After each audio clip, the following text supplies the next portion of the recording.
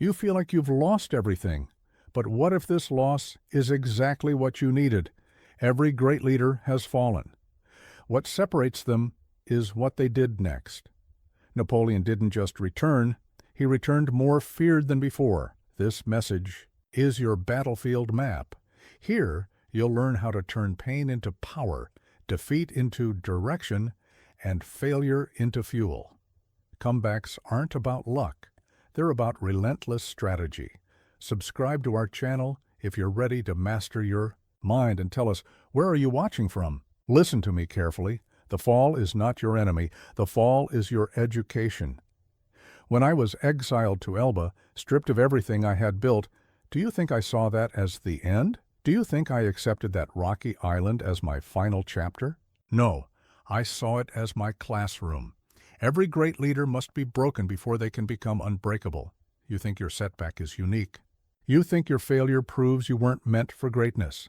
This is the thinking of a child, not a conqueror. The moment you hit the ground is the moment your real education begins. Look at every empire that has ever risen. Look at every leader who has ever commanded respect.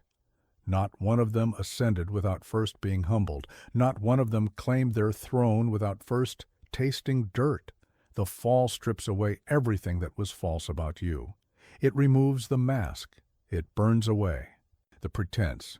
What remains is either strength or nothing at all. Those who find nothing sink into obscurity. Those who find strength become legends. Here's what most people don't understand about defeat. They see it as evidence of weakness. I see it as evidence of ambition. You cannot fail at something you never attempted. You cannot be defeated in a battle you never fought. The very fact that you have fallen means you dared to climb. But let me ask you this. Are you going to waste this gift? Are you going to treat your setback like a tragedy instead of a tutorial? When you fall, you learn things that success could never teach you. You learn who truly stands with you and who was only there for the glory. You learn which of your strategies were sound and which were built on hope. You learn what you can endure and what breaks you. Most importantly, you learn what you're made of when everything external is stripped away. The world thinks defeat means the end of your story. I think defeat means the end of your first draft. Every great comeback begins with a great collapse. Every phoenix needs ashes. Your fall was not random. It was not punishment from the universe. It was not proof that you don't deserve success. Your fall was preparation. It was boot camp. It was the universe's way of asking you one simple question. How badly do you want this? Right now, you have a choice. You can lie in the dirt and let the world forget you existed. Or you can use this moment as the foundation for everything that comes next. The same force that brought you down can lift you higher than you ever imagined. But only if you understand what just happened to you. Only if you see this fall for what it truly is. Your fall is not the end of your power. Your fall is the first step to real power. The power that cannot be taken away, because it was forged in the fire of defeat. The question is not whether you can rise again. The question is whether you will choose to rise as the person who can never be broken the same way twice. Weak men hide from loss. Great ones study it. The general who refuses to examine his defeat will repeat it. The leader who denies his failure will be destroyed by it. After Waterloo, while lesser men would have burned every document and destroyed every memory, I did the opposite. I dissected that battle like a surgeon. I analyzed every decision, every timing, every assumption that led to that moment. Not to torture myself, but to ensure it would never happen again. You want to forget your failure. You want to bury it, ignore it, pretend it never happened. This is exactly why you will fail again. This is exactly why your comeback will crumble. Your defeat contains intelligence. It holds secrets. It carries the blueprint for your future victory, but only if you have the courage to look directly at it without flinching. Most people treat their failures like crimes to be hidden. I treat mine like textbooks to be studied. Every mistake is a lesson in disguise. Every error is data in the rough. Here's what most people don't understand about documentation. They think examining failure means dwelling in the past. They think analysis means paralysis. They're wrong. Documentation creates liberation. When you understand exactly how you fell, you gain the power to never fall the same way again. But let me ask you this. Are you brave enough to face the truth about what happened? Are you ready to look in the mirror without excuses? Get a journal. Write down everything, not the story you tell yourself, not the version that makes you feel better. The truth, the whole truth. The brutal, unfiltered truth. What decisions did you make that seemed right at the time but proved disastrous? What warnings did you ignore? What signs did you miss? Who gave you advice you should have taken? Who told you lies you should have questioned? Document your emotional state before the fall. Were you overconfident? Were you lazy? Were you distracted? Were you angry? Emotions cloud judgment. Understanding your emotional patterns prevents future blindness. Document your preparation failures. Did you plan enough? Did you prepare for obstacles? Did you have backup plans? Did you rely too heavily on luck? Strategy without preparation is just wishful thinking. Document your team failures. Who let you down? Who wasn't qualified? Who was loyal in words but absent in action? Leaders rise and fall based on the people they choose to surround themselves with. Document your timing failures. Did you move too fast? Too slow? Did you strike when you should have waited? Did you wait when you should have struck? Timing in leadership is everything. Write it all down, every detail, every moment, every choice that led to the collapse. This isn't self-punishment. This is self-preparation. When you document your defeat without emotion, you transform from victim to scientist. You stop being the person things happen to and become the person who understands why things happen. Your failure was not random. It followed patterns. It had causes. It had warning signs you missed or ignored. Until you understand these patterns, you're doomed to repeat them. The same mistakes that destroyed your first attempt will destroy your second attempt if you refuse to examine them. The same blindness that led to your defeat will lead to your next defeat unless you force yourself to see clearly. Documentation is not about blame. It's about understanding. It's not about shame. It's about intelligence. The general who studies his defeats becomes impossible to defeat. Your comeback starts here, in this uncomfortable examination, in this ruthless honesty, in this willingness to face what actually happened instead of what you wish had happened. Document everything, learn everything, then use everything you learn to ensure your next campaign succeeds where your last one failed. No excuses, no delays. You own what happened. The moment you accept total responsibility for your defeat is the moment you reclaim total power over your future. A general who blames his soldiers will never win another battle. A leader who blames circumstances will never overcome them. A man who blames luck will never create his own. When my campaigns failed, I could have blamed the weather at Waterloo. I could have blamed my marshals. I could have blamed the coalition against me. I could have blamed my health, my resources, my enemies, but blame is the language of the weak. Responsibility is the language of the strong. The leader takes responsibility not because everything was his fault, but because everything was his responsibility. There is a difference. You may not have caused every factor that led to your defeat, but you were responsible for responding to those factors. You want to blame others. You want to blame circumstances. You want to blame timing. You want to blame everything except the one person who had the power to change the outcome. You. Here's what most people don't understand about responsibility. They think it means accepting. Guilt. They think it means taking punishment. They're wrong. Responsibility means reclaiming control. But let me ask you this. Are you ready to stop being a victim of circumstances and start being the master of them? When you blame others for your failure, you give them power over your future. When you blame circumstances, you surrender to them. When you blame luck, you admit you have no control. But when you take responsibility, you declare yourself the author of your own story. The marketplace didn't reject you because it was cruel.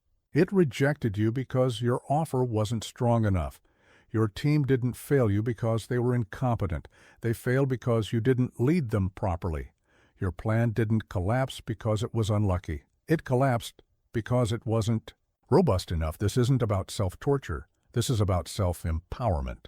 When you own your failures completely, you own your comebacks completely. The general who says, "My soldiers failed me," will never inspire loyalty. The general who says, "I failed my soldiers," will have them follow him to hell and back. Responsibility creates respect. Blame creates resentment. Take responsibility for choosing the wrong people. Take responsibility for inadequate preparation. Take responsibility for poor timing. Take responsibility for weak strategy. Take responsibility for emotional decisions. Take responsibility for ignoring warning signs. Take responsibility for everything, even the things that seem beyond your control. Because even if you couldn't control them, you could have prepared for them.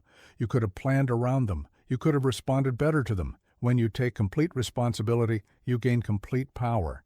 You stop waiting for others to change.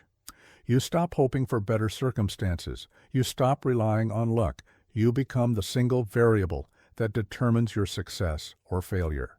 Your comeback cannot begin until you stop explaining why you fell and start owning why you fell. Your future cannot be different from your past until you accept full responsibility for creating your past.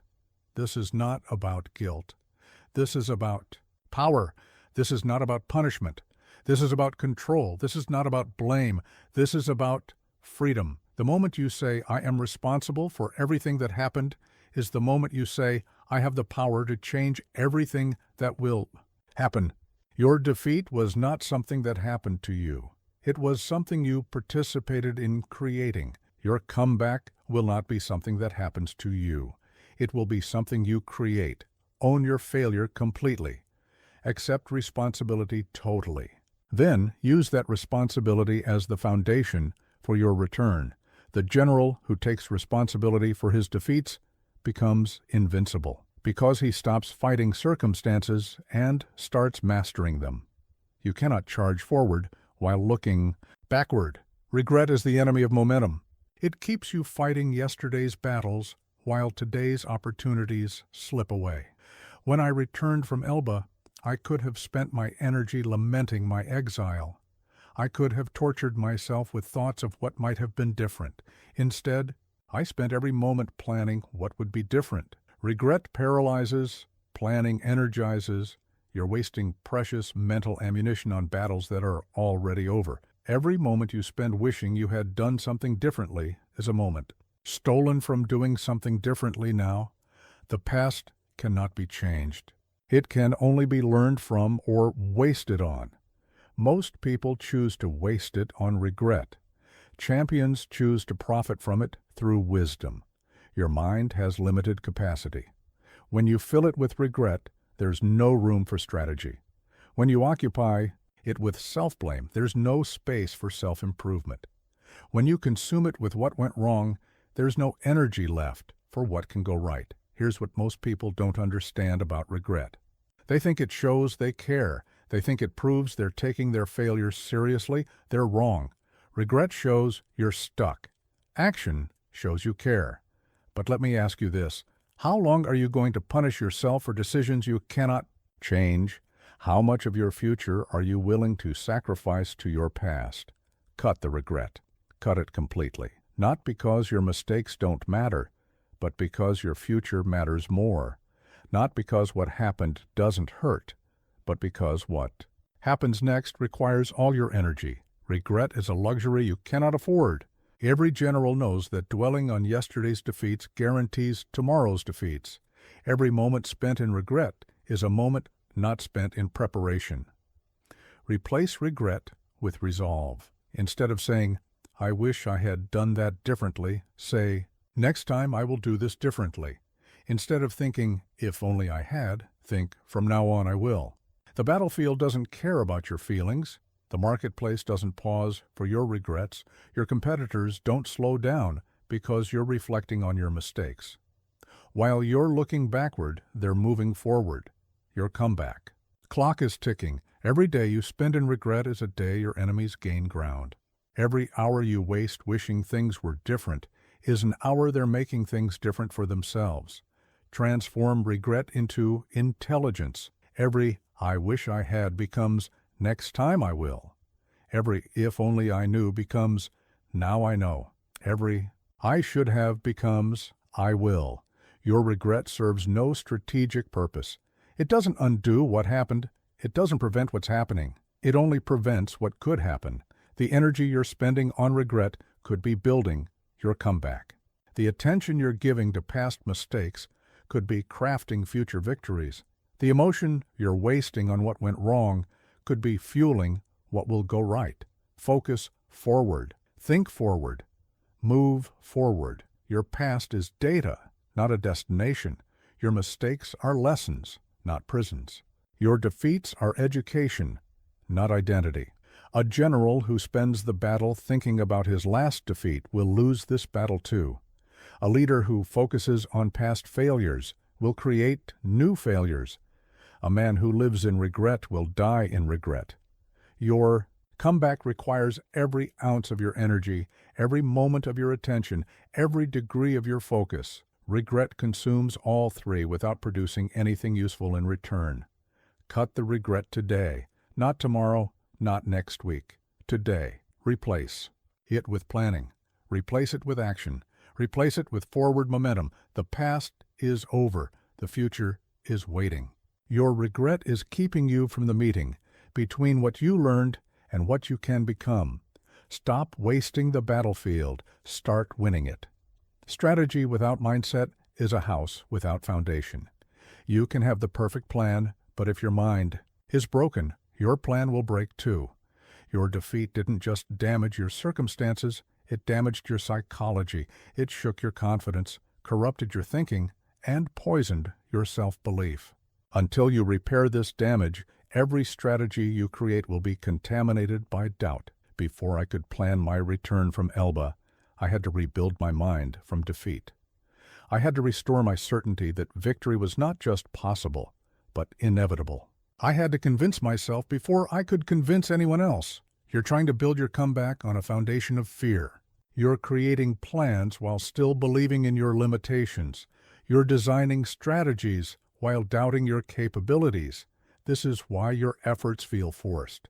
This is why your confidence feels fake. The mind that accepted defeat cannot create victory. The psychology that surrendered cannot design conquest.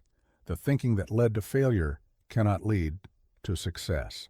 You need a mental transformation before you need a strategic one. Here's what most people don't understand about mindset. They think confidence comes from success. They think belief comes from evidence. They're backwards. Success comes from confidence. Evidence comes from belief. But let me ask you this. Are you trying to think your way into a new reality, or are you thinking your way deeper into your old one? Your current mental state is the result of your defeat. Your thoughts are still shaped by loss. Your beliefs are still limited by failure. Your expectations are still contaminated by disappointment. This mental environment cannot produce victory. Rebuild your mind like you would rebuild a conquered city. Tear down every structure that represents defeat. Remove every thought that accepts limitation. Eliminate every belief that justifies failure. Replace fear with certainty, not artificial confidence, but strategic certainty based on what you've learned. You know more now than when you started. You're stronger now than when you fell. You're wiser now than when you failed. Replace doubt with preparation. Every doubt you have reveals a gap in your preparation. Instead of living with the doubt, fill the gap. Instead of accepting the uncertainty, create the certainty through work. Replace negative self-talk with commander language. Weak language creates weak thinking. Strong language creates strong thinking. You are not trying to come back. You are executing your return. You are not hoping to succeed. You are implementing your victory. Your mind must be rebuilt before your empire can be rebuilt. Your psychology must be restored before your position can be restored. Your thinking must be transformed before your situation can be transformed. This is not about positive thinking. This is about strategic thinking. This is not about feeling good. This is about thinking clearly. This is not about ignoring reality. This is about creating reality. Train your mind like you would train your army, with discipline, with intensity, with relentless focus on the outcome you're committed to achieving. Every morning, remind yourself why your comeback is not just possible, but inevitable. Every evening, review the progress you've made toward that comeback. Every moment in between, think and speak as the person who has already returned. Your external comeback begins with your internal comeback. Your public victory begins with your private victory. Your strategic success begins with your psychological success. The general with a weak mind will execute strong plans weakly. The general with a strong mind will execute weak plans strongly. But the general with both a strong mind and strong plans becomes unstoppable. Rebuild your mind first. Make it unshakable. Make it unbreakable. Make it absolutely certain of your inevitable return. Then, and only then, will you be ready to build the plan that makes that return reality. Not everyone and everything deserves to return with you. Your comeback is not a rescue mission for everything that contributed to your collapse. It's a strategic selection of only what serves your victory. When I escaped from Elba, I didn't bring back every advisor who had failed me. I didn't resurrect every strategy that had led to defeat. I didn't restore every relationship that had proven worthless. I brought back only what would serve my return. You want to rebuild everything exactly as it was. You want to save every relationship, restore every habit, and revive every strategy. This is not loyalty. This is stupidity. This is not compassion. This is self-destruction. Your collapse was not an accident. It was the inevitable result of weak elements in your system. Until you identify and eliminate these weak elements, your comeback will collapse in exactly the same way. Look at your team.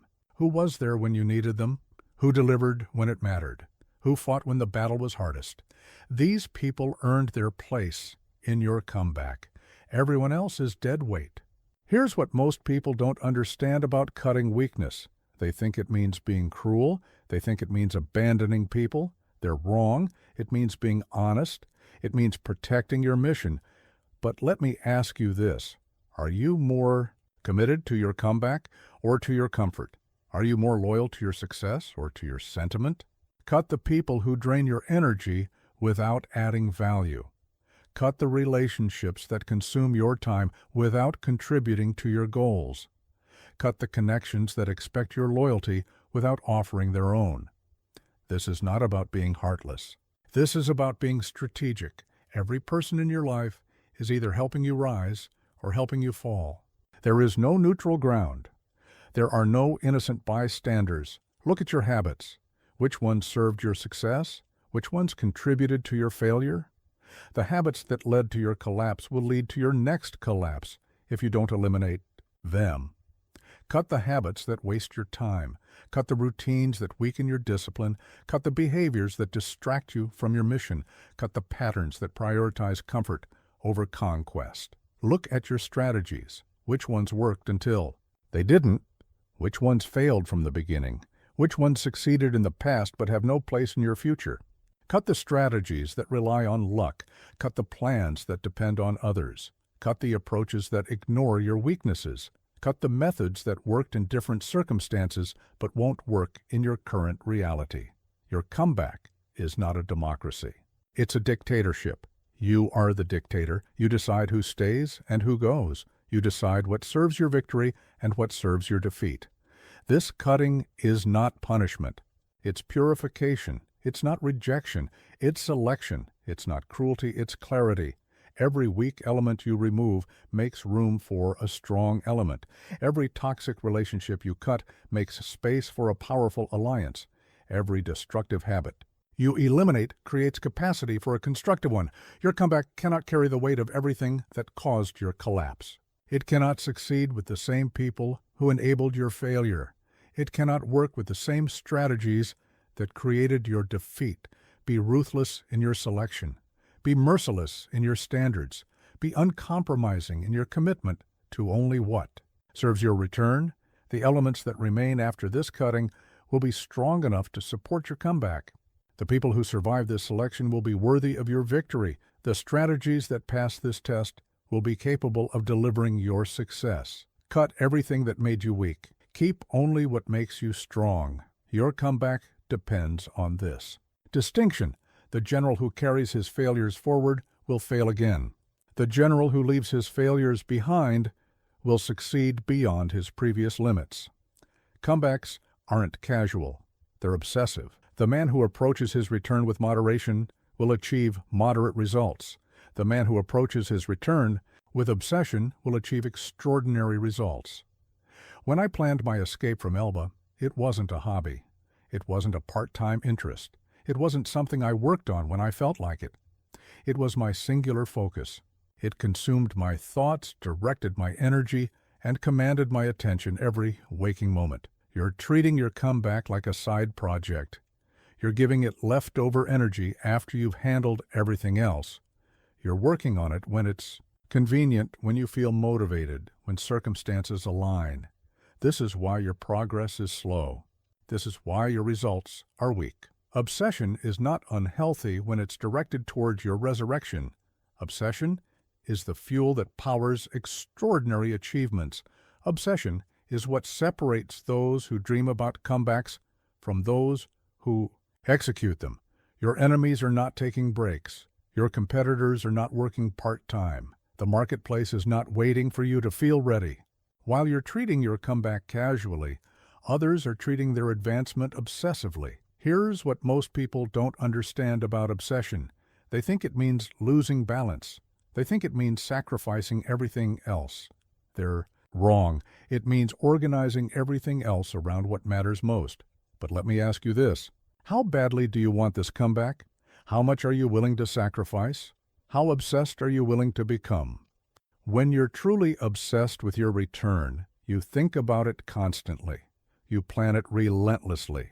You work on it tirelessly. It becomes the lens through which you see every opportunity, every decision, every moment. Obsession creates focus. When you're obsessed with your comeback, everything else becomes secondary. You stop wasting time on activities that don't serve your return. You stop investing energy in pursuits that don't advance your mission. Obsession creates urgency. When you're obsessed with your comeback, you can't wait, you can't delay, you can't procrastinate. Every day that passes without progress feels like a day stolen from your future. Obsession creates standards. When you're obsessed with your comeback, mediocre effort becomes unacceptable. Good enough becomes insulting. Anything less than your best becomes impossible to tolerate. Your comeback requires the kind of focused intensity that casual effort cannot provide. It demands the kind of relentless persistence that balanced living cannot sustain. It needs the kind of singular commitment that moderate dedication cannot deliver. This is not about working yourself to death. This is about working yourself to life. This is not about ignoring everything else. This is about prioritizing what matters most. This is not about becoming unbalanced. This is about becoming unstoppable. Channel your obsession into systematic action. Let it drive your daily routines. Let it shape your weekly planning. Let it influence your monthly goals. Let it determine your annual strategy. When you're obsessed with your comeback, you find time that others can't find. You discover energy that others don't have. You maintain motivation that others lose. You sustain effort that others abandon. Your obsession becomes your advantage. While others are dabbling, you're dominating. While others are interested, you're committed. While others are trying, you're succeeding. The marketplace rewards obsession. History celebrates obsession. Victory belongs to obsession. Your comeback will be delivered by obsession, or it will not be delivered at all. Make your return your obsession. Let it consume your thinking. Let it direct your energy. Let it command your attention. Let it organize your life around its achievement. Obsession is not the enemy of your comeback. Obsession is the engine of your comeback. The question is not whether you can afford to be obsessed. The question is whether you can afford not to be. Announce nothing. Move in shadow. Let them forget you, then shock them. The leader who telegraphs his return gives his enemies time to prepare. The leader who moves in silence maintains the element of surprise. When I escaped from Elba, I didn't send announcements. I didn't post proclamations. I didn't warn my enemies I was coming. I simply appeared. By the time they realized what was happening, it was too late to stop it. You want to tell everyone about your comeback. You want to announce your plans. You want to share your progress. You want validation for your efforts. This is not confidence. This is insecurity. This is not strength. This is weakness. Your comeback is not a performance. It's an execution. Performances require audiences. Executions require results. Stop performing your comeback and start executing it. Every word you speak about your return is intelligence you give to your competition. Every update you share is a warning to your enemies. Every announcement you make is preparation time you give to those who want to see you fail. Here's what most people don't understand about silence. They think it means hiding. They think it means shame. They're wrong. Silence means power. Silence means strategy. Silence means control. But let me ask you this. Are you more committed to documenting your comeback or achieving it? Are you more focused on the process or the result? Work in the shadows. Build in secret. Plan in private. Let them think you've given up. Let them believe you're finished. Let them lower their guard while you sharpen your sword. Silence creates surprise. When you work without announcement, your results shock the marketplace. When you build without fanfare, your emergence overwhelms your competition. When you return without warning, your impact is undeniable. Silence prevents interference. When you announce your plans, people feel entitled to opinions. When you share your progress, others feel qualified to give advice. When you work in secret, you work without interruption. Silence builds intensity. Every day you work without speaking builds pressure. Every week you progress without posting creates momentum. Every month you advance without announcing increases power. Your energy belongs in execution, not explanation. Your focus belongs in building, not broadcasting. Your attention belongs in creating, not communicating. Let your work speak for itself. Let your results make the announcements. Let your success do the talking. Actions are louder than words because actions create consequences, while words create conversations. While others are talking about what they're going to do, do it. While others are posting about their plans, execute yours. While others are seeking attention for their process, deliver attention-demanding results. The comeback that everyone sees coming is the comeback that can be stopped. The return that's announced in advance is the return that faces prepared resistance. The revival that's publicized before it's complete is the revival that can be sabotaged. Move like a predator, not like prey. Predators stalk silently before they strike. Prey makes noise that alerts their hunters. Your comeback is a hunt. Your previous position is the prize. Your enemies are everything standing between you and that prize. When you finally emerge from your silence, let it be with force. Let it be with undeniable results. Let it be with achievements so significant that explanations become unnecessary. Your return should not be a gradual revelation. It should be a sudden shock. Not a slow climb that everyone watches, but a rapid ascent that leaves everyone stunned. The marketplace respects mystery. History celebrates surprise. Victory belongs to those who strike when least expected from directions least anticipated. Save your voice for victory speeches. Save your announcements for achievement. Save your proclamations for after you've reclaimed your throne. Silence is not empty space. Silence is loaded potential. Silence is gathered strength. Silence is concentrated power waiting for the perfect moment to be unleashed. Work in silence. Build in shadow. Return with thunder. Let them forget you exist, then force them to remember who you are. You don't need to feel strong. You need to act like the person who never quit. Discipline is not about feeling motivated. Discipline is about acting despite how you feel. Your defeat shattered your confidence, but it doesn't have to shatter your character. Your failure broke your momentum, but it doesn't have to break your standards. Your collapse destroyed your circumstances, but it doesn't have to destroy your discipline. When I was exiled to Elba, I could have allowed myself to become soft. I could have justified laziness with self-pity.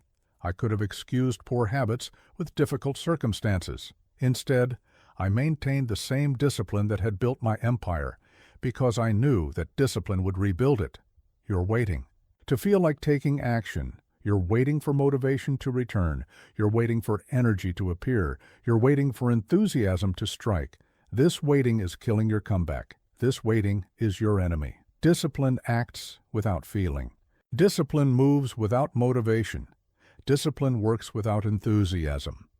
Discipline doesn't wait for the right mood.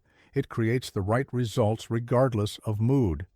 Here's what most people don't understand about discipline. They think it's about forcing yourself to do things you hate. They think it's about punishment and deprivation. They're wrong. Discipline is about becoming the person who automatically does what serves their success.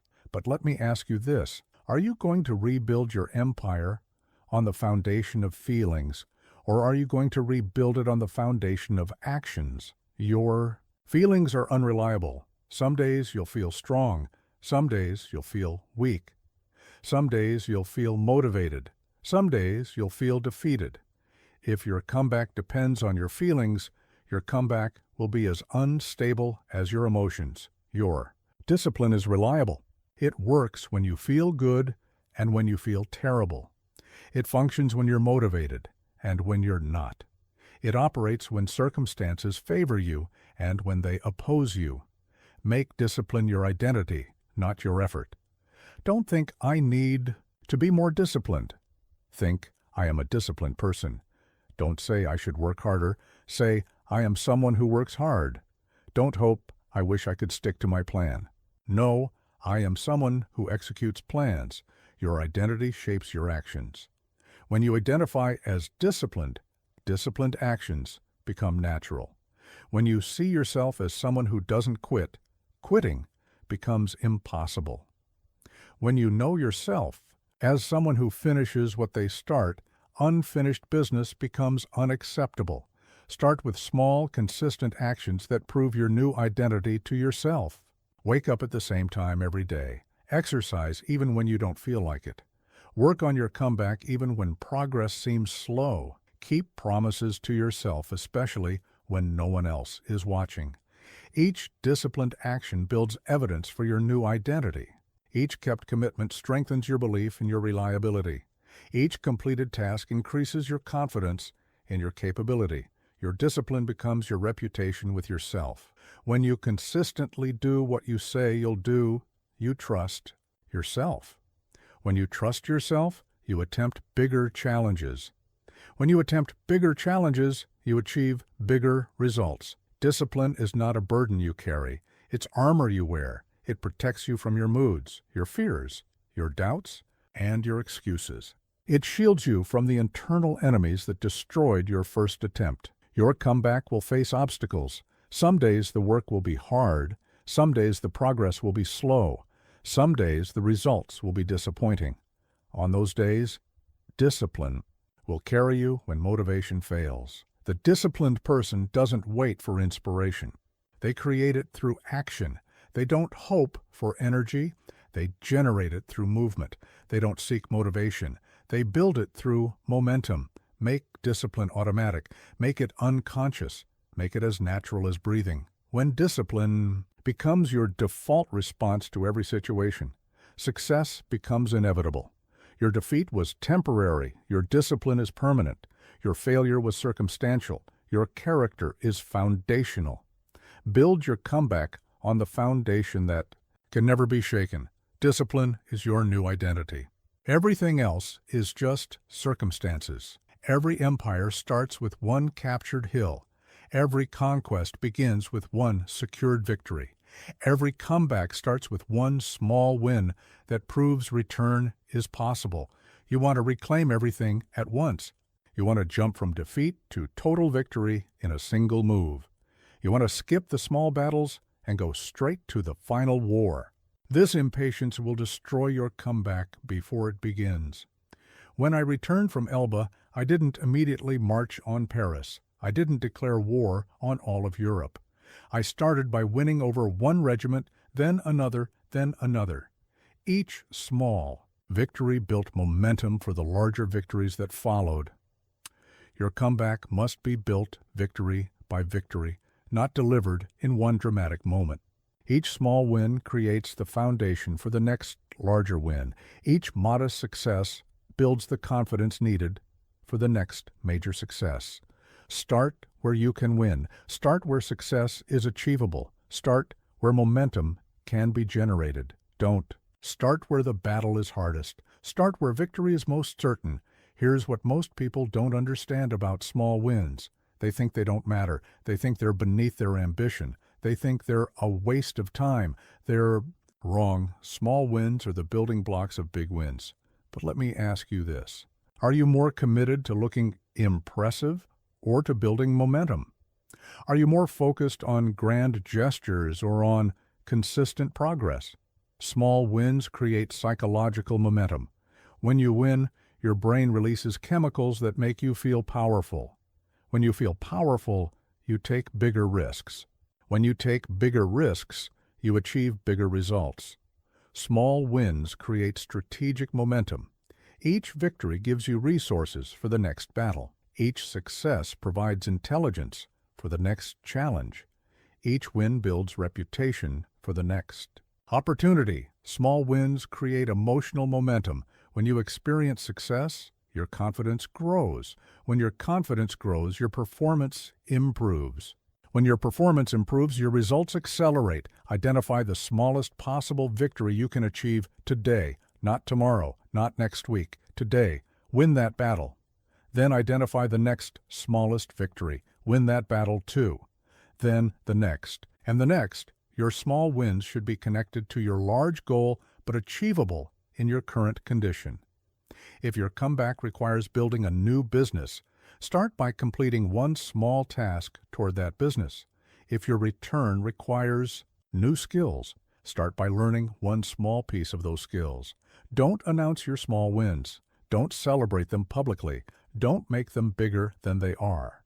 Simply acknowledge them privately and use them as fuel for the next win. Each small victory proves that victory is possible. Each modest success demonstrates that success is returning. Each minor win confirms that winning is again within your reach. The marketplace notices consistent small wins before it notices dramatic big attempts. History remembers sustained progress more than spectacular failures. Victory belongs to those who win continuously, not those who win dramatically. Your small wins are practice for your big wins. They teach you how to win again. They remind you what winning feels like. They rebuild your winning identity one success at a time. Stack your small wins like building blocks. Let each one support the next. Let each victory make the next victory. More likely, let each success create the platform for the next success. Your enemies will underestimate your small wins. They'll dismiss them as insignificant. They'll ignore them as unthreatening. This is perfect. While they're overlooking your small victories, you're building them into unstoppable momentum. The general who wins small battles consistently becomes unbeatable in large battles. The leader who masters small victories becomes unstoppable in major campaigns. The person who collects small wins becomes inevitable in their comeback. Don't despise the small victory. Don't dismiss the modest success. Don't ignore the minor win. Celebrate it, build on it, and use it as the foundation for everything that follows. Your comeback will be built one small win at a time. Start winning today. Your failure wasn't random. It followed a pattern. It had warning signs you missed. It had causes you ignored. It had a sequence you can map. Until you understand this pattern, you're destined to repeat it. Every collapse follows predictable stages. First, small compromises that seem harmless, then growing problems that seem manageable, then mounting pressure that seems temporary, finally sudden failure that seems shocking but was actually inevitable. When I analyze my defeats, I see the same pattern repeated: overconfidence leading to poor preparation, success leading to complacency, victory leading to the assumption that victory was guaranteed. The pattern was always there. I simply chose not to see it. You think your failure was unique. You think it was unpredictable. You think it was unavoidable. You're wrong. Your failure was the predictable result of predictable causes following a predictable pattern. Once you see the pattern, you can break it. Look at the months before your collapse. What were you doing differently? What were you neglecting? What warning signs were you ignoring? What advice were you dismissing? What preparation were you skipping? Here's what most people don't understand about patterns of collapse. They think failure happens suddenly. They think it strikes without warning. They're wrong. Failure is the final stage of a long process. By the time you see it, it's been building for months or years. But let me ask you this: are you committed to understanding why you fell, or are you committed to pretending it was just bad luck? Map your pattern of collapse in detail. Start with the peak of your success. What were you doing when everything was working? What mindset did you have? What habits were you maintaining? What standards were you upholding? Then, trace the decline. When did you first start compromising your standards? When did you first ignore a warning sign? When did you first skip preparation? When did you first assume success was guaranteed? Follow the pattern all the way to the collapse. Each stage led inevitably to the next. Each compromise made the next compromise easier. Each ignored warning made the next warning easier to dismiss. Each skipped preparation made the next preparation seem less important. Your pattern of collapse probably includes overconfidence after early success. Most failures begin with wins that make you believe you can't lose. Success becomes the enemy of the preparation that created success. Your pattern probably includes isolation from feedback. As you succeeded, you probably stopped listening to criticism. You surrounded yourself with people who only told you what you wanted to hear. You confused comfort with truth. Your pattern probably includes neglect of fundamentals. The basic actions that built your success became boring. You stopped doing them consistently. You assumed you had moved beyond the need for fundamental discipline. Your pattern probably includes increased risk without increased preparation. Success made you confident. Confidence made you reckless. You took bigger risks while doing less preparation. You assumed your previous success guaranteed future success. Study this pattern until you can predict it. Understand it until you can recognize it beginning. Master it until you can stop it before it destroys you again. Your comeback must include systems that prevent this pattern from repeating. Build automatic checks that force you to maintain fundamentals. Create feedback loops that prevent isolation from truth. Establish standards that prevent the small compromises that lead to large collapses.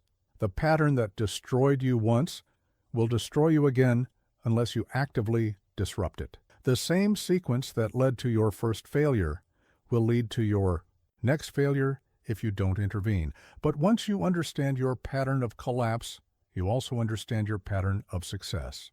The inverse of everything that led to failure is what leads to victory. The opposite of what destroyed you is what will rebuild you. Your failure taught you the exact blueprint for your success. You just have to have the wisdom to read it and the courage to follow it. Study your patterns, learn your patterns, master your patterns. Then design your comeback to deliberately break the patterns that broke you. Pain is not a weakness, it's energy. Your anger, guilt, and sorrow are not obstacles to your comeback. They're fuel for your comeback. The general who learns to convert emotion into artillery becomes unstoppable. You're trying to eliminate your pain. You're attempting to suppress your anger. You're working to forget your humiliation. This is strategic suicide. These emotions contain the energy you need for your return. Channel them. Don't waste them. When I was exiled to Elba, I could have allowed my rage to consume me. I could have let my humiliation paralyze me. I could have permitted my sorrow to defeat me. Instead, I transformed every negative emotion into fuel for my escape and return. Your pain contains power. Your anger contains energy. Your humiliation contains motivation. Your sorrow contains determination. But only if you learn to harness them instead of being harassed by them. Emotion is energy in motion. When channeled properly, it becomes the driving force behind extraordinary achievement. When channeled poorly, it becomes the destructive force behind continued failure. Here's what most people don't understand about negative emotions. They think the goal is to feel better. They think the solution is to eliminate discomfort. They're wrong. The goal is to use emotions as fuel. The solution is to convert discomfort into energy. But let me ask you this. Are you going to waste your pain on self-pity, or are you going to invest it in your comeback? Are you going to let your anger destroy you, or are you going to let it drive you? Your pain is proof that you cared about what you lost. That caring is the foundation of the commitment you need for your return. Your anger is evidence that you were wronged. That sense of injustice is the foundation of the determination you need for your victory. Your humiliation is confirmation that you had something worth losing. That recognition is the foundation of the standards you need for your comeback. Your sorrow is validation that you valued what was taken. That value is the foundation of the motivation you need for your reclamation. Convert your pain into persistence.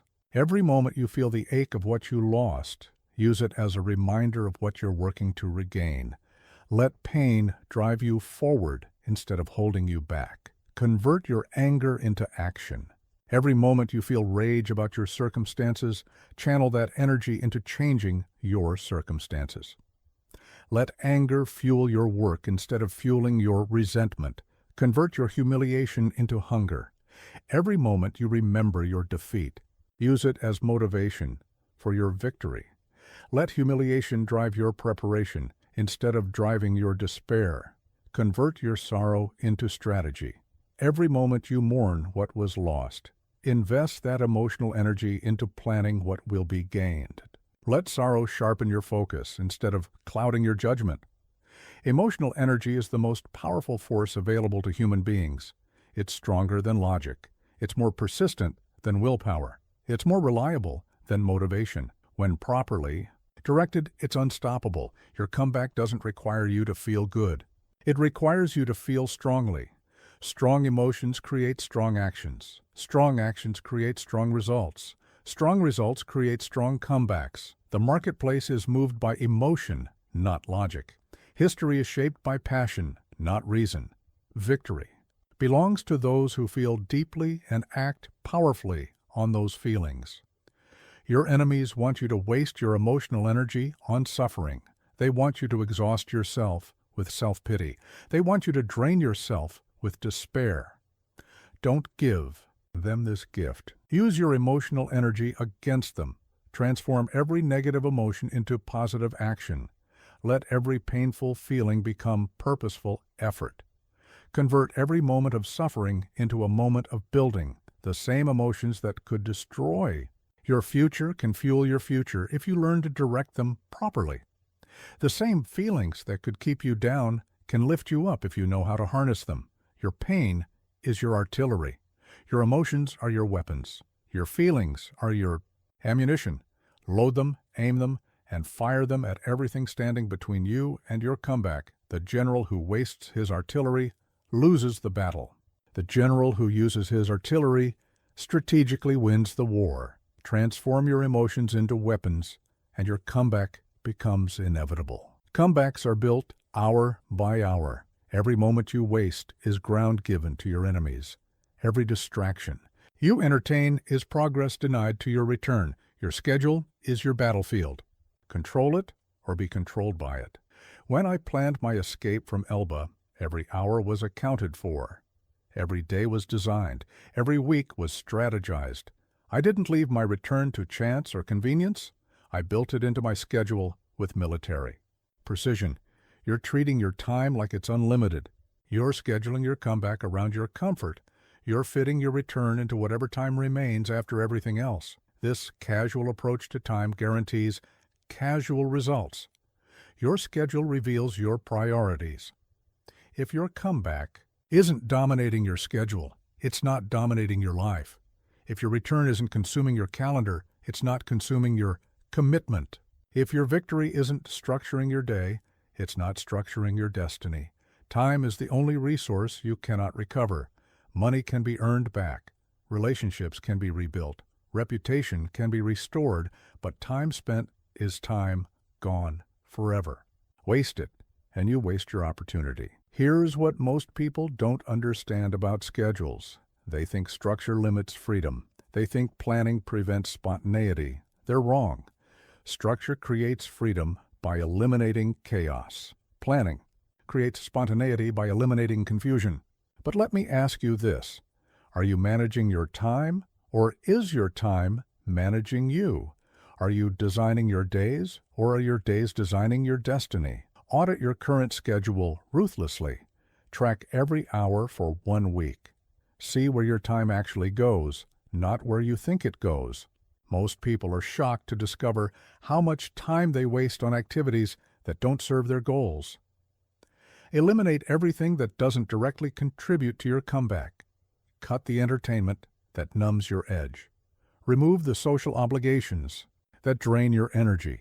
Delete the activities that consume time without creating value. Your schedule must be designed around your comeback, not fitted around it.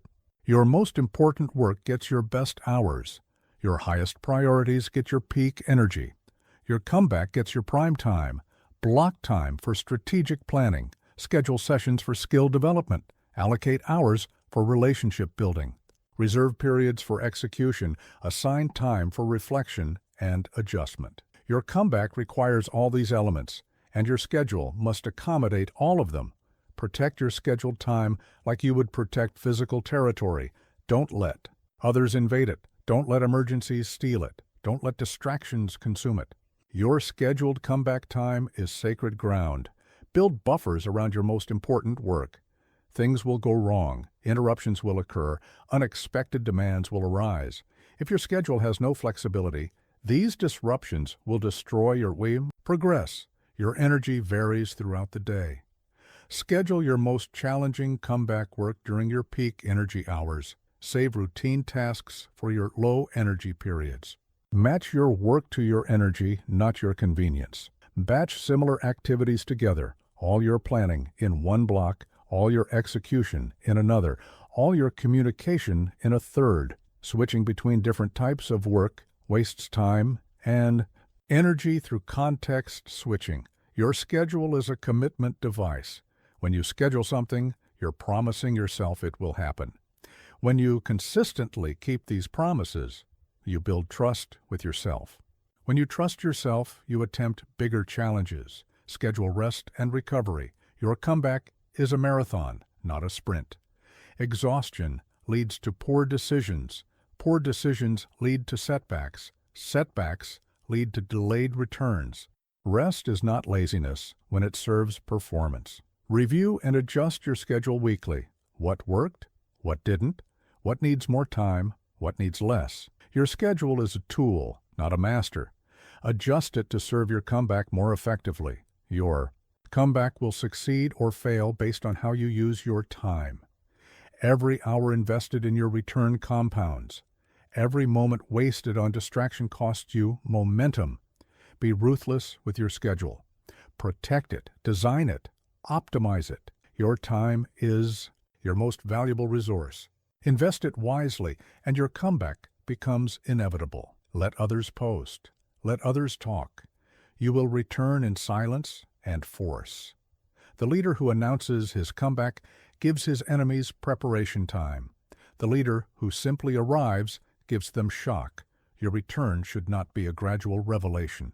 It should be a sudden reality, not a slow burn that everyone sees coming, but a rapid explosion that leaves everyone stunned. Not a gentle emergence, but a powerful arrival. When I returned from Elba, Europe didn't receive advance notice.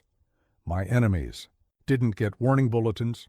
My rivals didn't have time to prepare counter-strategies. One day I was in exile.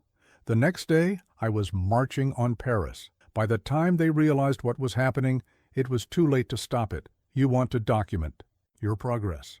You want to share your journey. You want to update your network. You want to build anticipation for your return. This is not marketing. This is strategic suicide. Every update is intelligence for your competition. The marketplace rewards results, not intentions. History remembers arrivals, not announcements. Victory belongs to those who deliver, not those who declare. Your words have power. But that power is diluted when scattered in premature announcements. Save that power. Concentrate it. Release it all at once when your return is complete, undeniable, and unstoppable. Here's what most people don't understand about silence before arrival. They think it means being secretive. They think it means being dishonest. They're wrong. It means being strategic. It means being powerful. But let me ask you this. Are you more committed to getting credit for your process or achieving success from your process? Are you more focused on the journey or the destination? Work while others talk. Build while others broadcast. Execute while others explain. Let them waste energy on communication while you invest energy in creation. Your silence creates mystery. Mystery creates interest. Interest creates attention. When you finally arrive, that attention becomes focused on your results instead of divided across your process. Your silence prevents interference. The moment you announce your comeback, people feel entitled to opinions.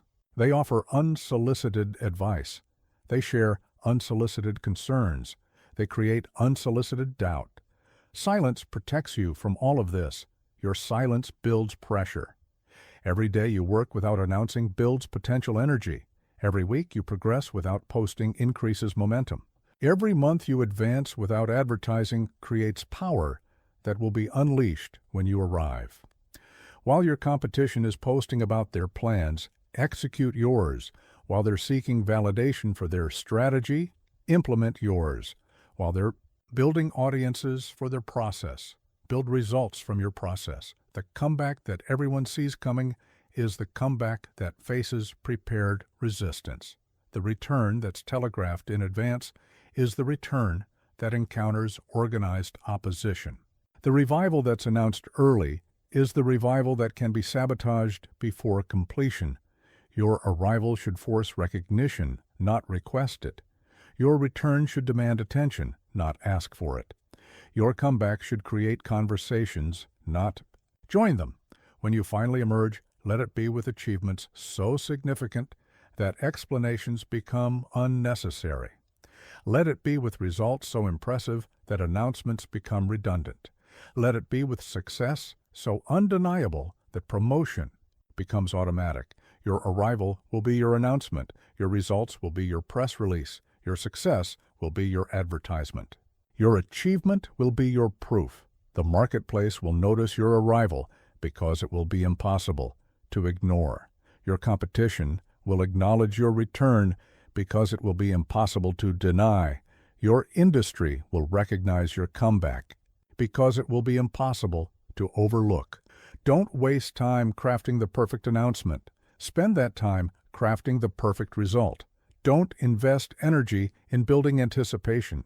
Invest that energy in building achievement. Don't focus on creating buzz. Focus on creating value. Your enemies are monitoring your communications. Your competitors are watching your updates. Your rivals are tracking your progress. Every word you share gives them intelligence. Every update you post gives them preparation time. Arrive unannounced. Arrive unheralded. Arrive unexpected. But arrive undeniably. Arrive powerfully. Arrive permanently. Let your return speak so loudly that words become unnecessary. Let your comeback create such impact that explanations become irrelevant. Let your arrival generate such force that announcements become obsolete. Don't announce your comeback. Become your comeback. Don't declare your return. Deliver your return. Don't promise your arrival. Arrive. The Napoleon method. Thorough planning, ruthless execution. Most people plan poorly and execute slowly. Champions plan completely and execute rapidly. Your comeback requires both precision in preparation and velocity in implementation. When I planned my campaigns, every detail was considered. Every contingency was prepared for. Every resource was calculated. Every timeline was mapped. But when the time came to execute, I moved with lightning speed. Planning without speed is paralysis. Speed without planning is chaos. You're either planning forever without acting or acting quickly without planning. Both approaches guarantee failure. Detailed planning creates the foundation for rapid execution. Rapid execution validates the value of detailed planning. Your plan must be comprehensive enough to handle complexity, but simple enough to execute under pressure. Complicated plans fail when circumstances change. Simple plans succeed because they're adaptable. Plan for 3 scenarios: best case, worst case, and most likely case. Your comeback will probably unfold somewhere between worst case and best case. Having plans for all 3 scenarios prepares you for any reality. Here's what most people don't understand about detailed planning. They think it slows them down. They think it's overthinking. They're wrong. Detailed planning accelerates execution because it eliminates confusion and hesitation. But let me ask you this. Are you planning to avoid action, or are you planning to optimize action? Are you using planning as preparation, or are you using it as procrastination? Your plan must answer every critical question before execution begins. Who will do what? When will each step occur? Where will resources come from? How will obstacles be handled? Why will this approach succeed when others have failed? Break your comeback into phases. Each phase should have clear objectives, specific timelines, and measurable outcomes. You cannot manage what you cannot measure. You cannot execute what you cannot define. Plan your resources meticulously. Time, money, energy, relationship, skills, tools. What do you have? What do you need? How will you get what you need? When will you need it? Your plan is only as strong as your resource allocation. Plan your contingencies thoroughly. What could go wrong? What obstacles might arise? What resistance might you face? What delays might occur? For each potential problem, have a prepared response. Hope for the best, but plan for the worst. But once your plan is complete, execute with ruthless speed. Hesitation kills momentum. Delay creates doubt. Slow execution gives competitors time to respond. Fast execution creates advantages that slow competitors cannot match. Speed in execution doesn't mean rushing. It means moving decisively once decisions are made. It means eliminating unnecessary delays.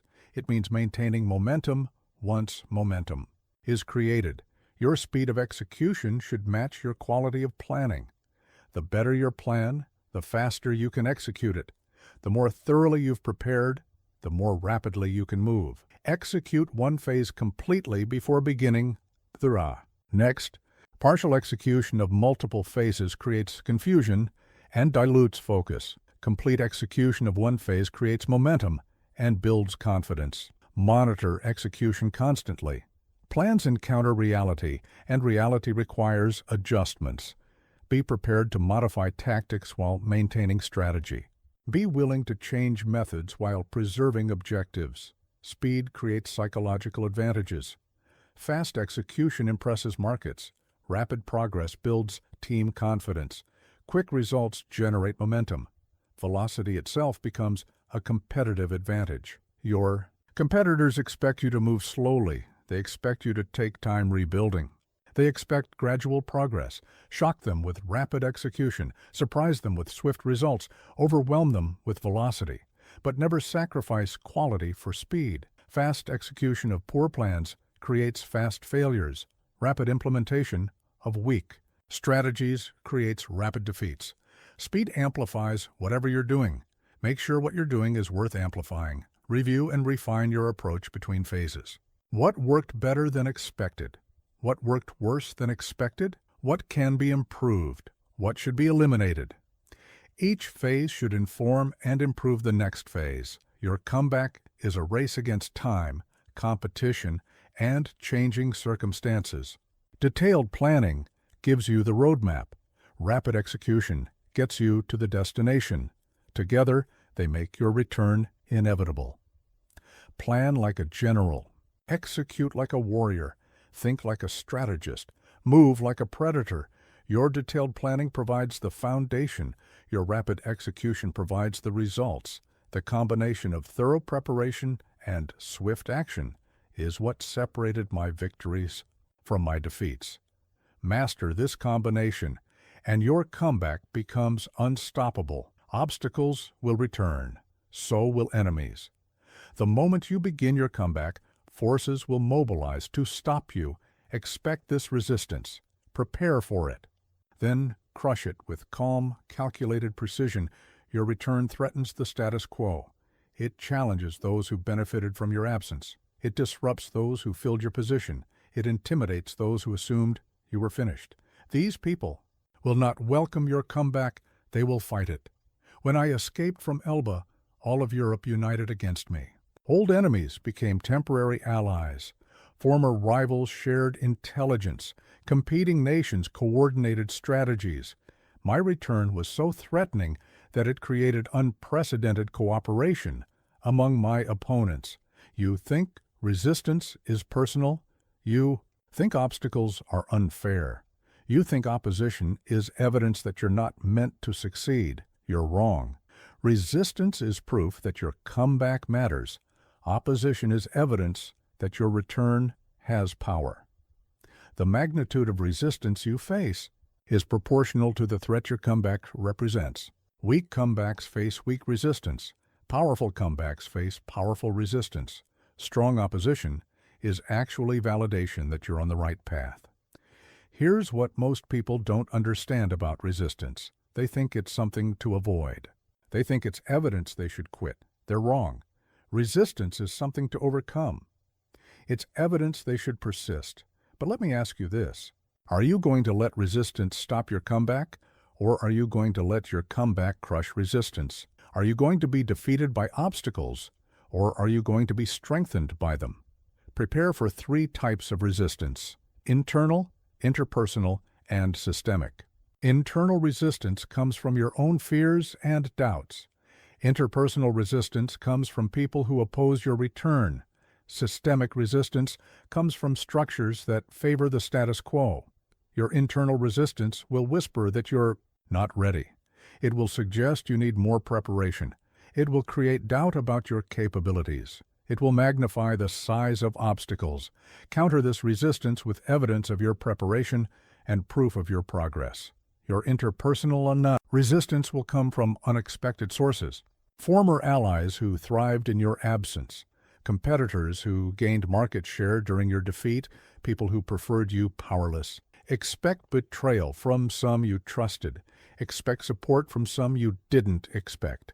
Your systemic resistance will come from established structures, regulations that favor incumbents, networks that exclude outsiders, systems designed to prevent change, markets that resist disruption. These systems weren't designed for your comeback, but they can be navigated. Study your resistance before you encounter it. Who will oppose you? Why will they oppose you? What resources do they have? What are their weaknesses? What are their motivations? Understanding your opposition allows you to outmaneuver it. Respond to resistance with calm calculation, not emotional reaction. Emotional responses waste energy and reveal weaknesses. Calculated responses conserve energy and exploit weaknesses. Stay cool while your opponents get heated. Use resistance as intelligence about what you're doing right. If no one opposes your comeback, you're probably not threatening enough. If everyone opposes your comeback, you're probably being too obvious. Calibrate your approach based on the resistance you encounter. Turn resistance into rocket fuel. Every obstacle overcome builds momentum. Every enemy defeated builds reputation. Every challenge conquered builds confidence. Let resistance strengthen you instead of stopping you. Expect resistance to intensify as you progress. The closer you get to complete comeback, The more desperate your opponents become, the more successful your return, the more threatened your enemies feel. Final victory often requires surviving the most intense resistance. Some resistance should be confronted directly, some should be outmaneuvered, some should be ignored. Choose your battles based on strategic importance, not emotional significance. Fight what you must fight, avoid what you can avoid. Build alliances with others who benefit from your comeback. You don't need everyone to support you, you just need enough people to neutralize your opposition. Your allies' strength should exceed your enemy's strength. Remember that resistance is temporary, but comeback is permanent. Your opponents can delay your return, but they cannot prevent it if you refuse to be stopped. Their resistance has limits. Your persistence does not. Document the resistance you face. Learn from it. Adapt to it. Use it to refine your strategy and strengthen your approach. Each wave of resistance teaches you something valuable about succeeding despite opposition. Your comeback is not a popularity contest. It's a demonstration of power. Some will celebrate your return. Others will resist it. Focus on succeeding despite the resistance, not on eliminating the resistance. Expect resistance. Prepare for it, then crush it calmly, systematically, and completely. Your ability to overcome opposition will become part of your legend. Your comeback isn't for validation. It's for domination. The same people who doubted your return will claim they always believed in you. The same voices that predicted your permanent failure will pretend they predicted your success. When I returned from Elba and marched toward Paris, the very soldiers sent to arrest me joined my ranks instead. The very generals ordered to stop me saluted and followed. The very government that exiled me trembled at my approach. They went from denying my power to acknowledging it in a matter of weeks. You want them to believe in your comeback before it happens. You want their support during your struggle. You want their validation during your rebuild. Stop wanting what doesn't matter. Start focusing on what does. Results speak louder than opinions. Their disbelief is actually helpful. When they underestimate you, they don't prepare adequately to compete with you. When they dismiss your efforts, they don't counter your strategies. When they ignore your progress, they don't interfere with your execution. Let them doubt. Let them dismiss. Let them underestimate. Their blindness becomes your advantage. Their skepticism becomes your stealth. Their disbelief becomes your element of surprise. Here is what most people don't understand about others' opinions. They think those opinions matter before success. They think validation is necessary for achievement. They're wrong. Opinions change based on results. Validation follows achievement, not the other way around. But let me ask you this. Are you building your comeback for their approval or for your advancement? Are you working for their belief or for your success? The marketplace doesn't care about their opinions of you. It cares about the value you deliver. History doesn't record their predictions about you. It records your actual achievements. Victory doesn't require their permission. It requires your performance. Focus on results that force acknowledgement. Build success so undeniable that opinions become irrelevant. Create achievements so impressive that belief becomes automatic. Your comeback should be so powerful that doubt becomes impossible. They will go through predictable stages as your comeback unfolds. First, they'll deny it's happening. Then, they'll claim it won't last. Then, they'll argue it's not impressive. Finally, they'll pretend they always believed in you. Don't waste energy trying to convince them during any of these stages. Invest that energy in making your comeback so complete that their progression through these stages becomes irrelevant. Let your results do the convincing. Some will never believe, even when facing overwhelming evidence. Some will always find reasons to diminish your success. Some will eternally predict your next failure. These people are not your audience. Your audience is the marketplace that rewards performance. The people whose opinions matter most are the ones who can accelerate or obstruct your comeback. Customers who can buy your products, partners who can advance your mission, investors who can fund your vision. Focus on convincing them through results, not rhetoric. Your former supporters who abandoned you during your defeat will want to return during your success. Some deserve another chance, others don't. Be selective about who you allow back into your circle. Loyalty during struggle reveals character. Loyalty during success reveals nothing. New supporters will emerge during your comeback. People who recognize rising power and want to associate with it. Some will be valuable allies, others will be opportunistic parasites. Learn to distinguish between genuine support and strategic positioning. Your enemies will try to rewrite history once your comeback is complete. They'll claim they always respected you. They'll insist they never doubted you. They'll argue they were instrumental in your success. Document their actual behavior during your struggle to counter their revisionist narratives. The greatest validation is not their changing opinions. It's your unchanged commitment to your comeback, regardless of their opinions.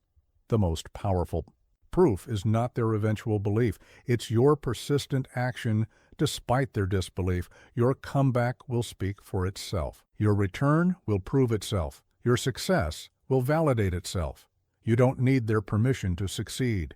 You don't need their belief to achieve. You don't need their approval to dominate. Work while they doubt. Build while they dismiss.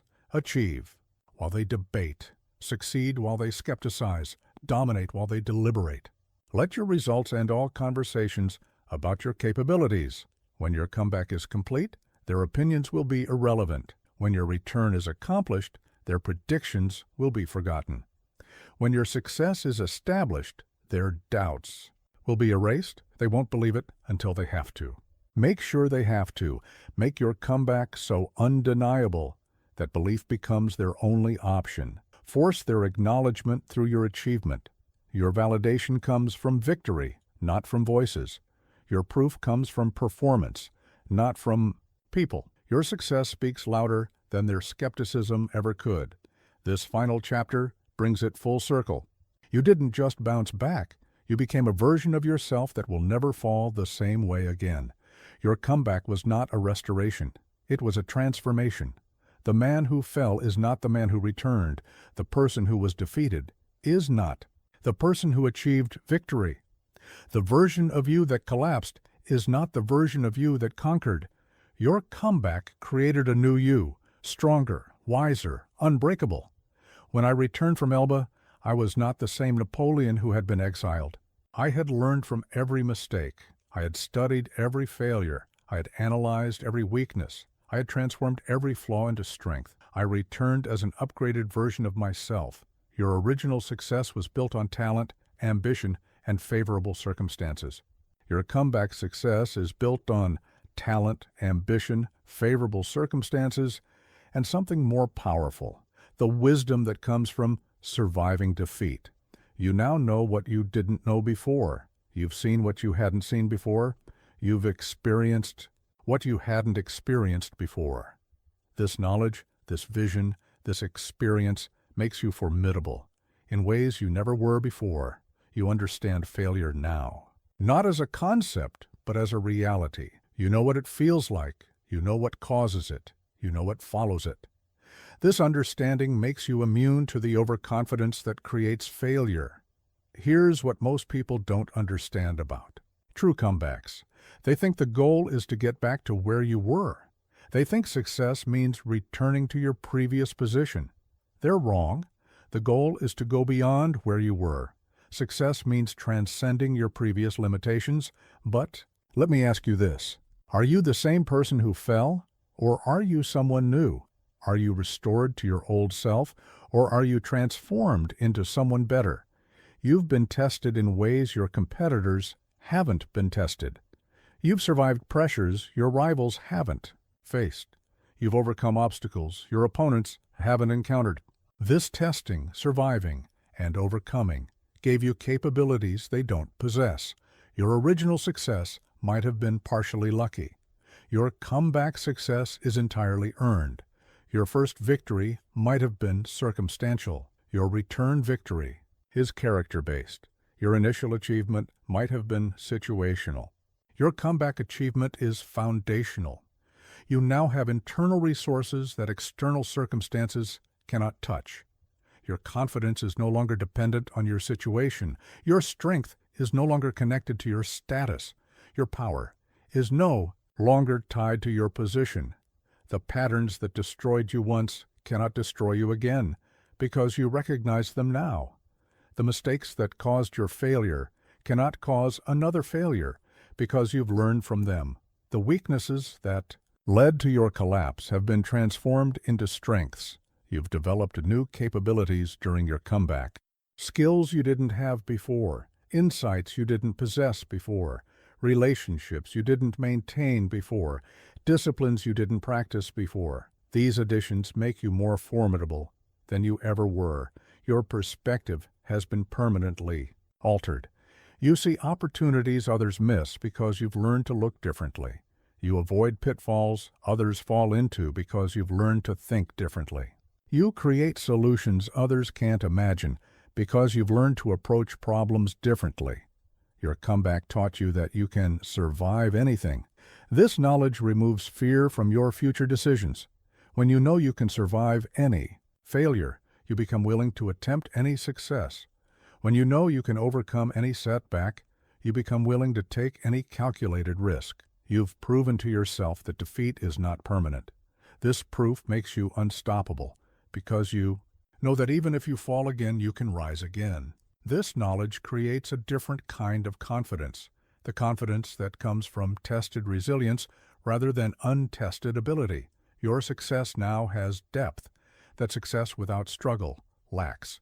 Your strength now has substance that strength without testing lacks. Your power now has permanence that power without proving lacks. The version of you that emerged from this comeback is not fragile like the version that fell. It's anti-fragile. It gets stronger under pressure rather than weaker. It gains from disorder rather than being hurt by it. It benefits from volatility rather than being damaged by it. You are no longer the person who can be broken by the same forces that broke you before. You are no longer vulnerable to the same weaknesses that made you vulnerable before. You are no longer susceptible to the same patterns that made you susceptible before. Your comeback is complete. But more importantly, your transformation is complete. You didn't just return to who you were, you became who you were meant to be. You didn't just recover what you lost, you discovered what you were capable of becoming. You already have what it takes. Now go prove it again and again as the unbreakable version of yourself that your comeback created.